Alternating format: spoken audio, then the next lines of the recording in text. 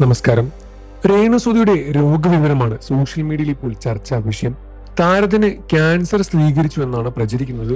Reaction വ്ലോഗുകളിലൂടെ ശ്രദ്ധേയമായ ചില യൂട്യൂബേഴ്സാണ് ഇക്കാര്യം പുറത്തുവിട്ടത്.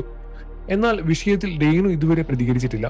രേണുവിന്റെ അസുഖ വിവരം ഒരാഴ്ച മുൻപ് താൻ അറിഞ്ഞതാണെന്ന് പറയുകയാണിപ്പോൾ യൂട്യൂബർ അതുൽ വ്ലോഗ്സ്. ബ്രസ്റ്റ് ക്യാൻസറിന്റെ സെക്കൻഡ് സ്റ്റേജിലാണ് രേണുവിനെ കണ്ടെത്തിയത് എന്നും അതുൽ പറയുന്നു. രേണുസുതിക്ക് ക്യാൻസർ ആണ്. ഞാൻ ഇത് അറിഞ്ഞിട്ട് ഒരാഴ്ചയ്ക്ക് മുകളിലായി. ബ്രസ്റ്റിലാണ് ക്യാൻസർ. ശത്രുക്കൾക്ക് പോലും ഈ ഒരു അസുഖം വരുത്തരുത് എന്നാണ് ആഗ്രഹിക്കുന്നത്.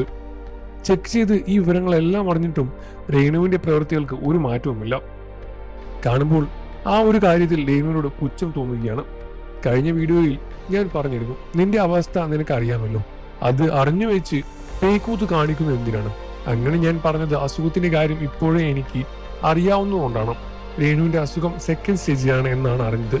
ഇത്തരം അസുഖം വന്നു കഴിഞ്ഞാൽ നമ്മൾ അനുഭവിക്കേണ്ട വേദനകളും യാതനകളും എല്ലാം കൂടുതലാണ്. ട്രീറ്റ്മെന്റും ആ കാര്യങ്ങളും എല്ലാം ഉണ്ട്. ദുബായിൽ വെച്ചാണ് രോഗം കണ്ടെത്തിയത്. ഏതോ ഒരു ട്രീറ്റ്മെന്റ് പോയപ്പോഴാണ് പരിശോധനയിൽ ഈ വിഷയവും കണ്ടെത്തിയത്.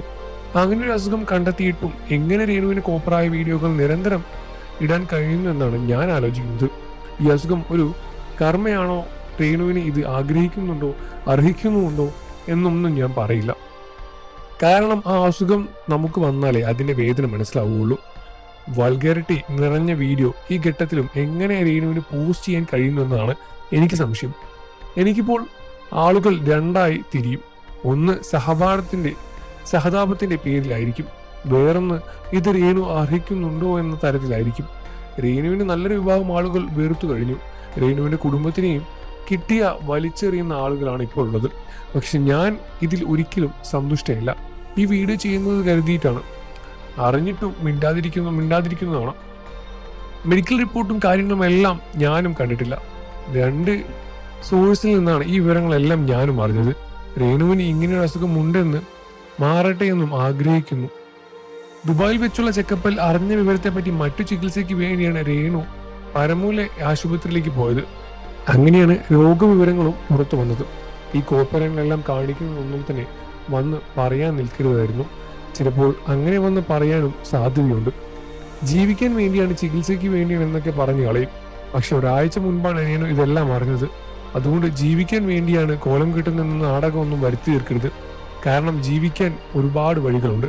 ദുബായിൽ ബാറുകളിൽ പോയി കുടിച്ച് കൂത്താടി നടക്കുന്ന ഒരു രേണുസുതിയുണ്ട്. അതൊക്കെ എനിക്കറിയാം. ഇനിയെങ്കിലും നന്നാകാൻ നോക്കൂ. ആ മക്കൾക്ക് കൂടി ചീത്ത പേരുണ്ടാക്കരുത്. കുറെ പണം ഉണ്ടാക്കിയില്ലേ, ജീവിതമായില്ലേ എന്നും അതുൽ വ്ലോഗ്സ് പറയുകയാണ്. രേണുവിന്റെ ദുബായ് യാത്ര വലിയ വിവാദങ്ങളായ ഒന്നുകൂടിയായിരുന്നു. സ്വർണ്ണക്കടത്തിലെ ഒരാളാണ് രേണു എന്ന് വരെ അഭിപ്രായങ്ങളെല്ലാം തന്നെ സോഷ്യൽ മീഡിയയിൽ വന്നതാണ്.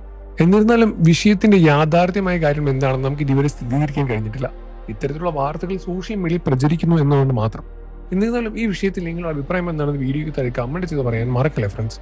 വാർത്തകളും വിശേഷവും എത്രയും പെട്ടെന്ന് അറിയാൻ നമ്മുടെ വീഡിയോ ലൈക്ക് ചെയ്ത് ചാനൽ ഇപ്പോൾ തന്നെ സബ്സ്ക്രൈബ് ചെയ്ത് സപ്പോർട്ട് ചെയ്യുക.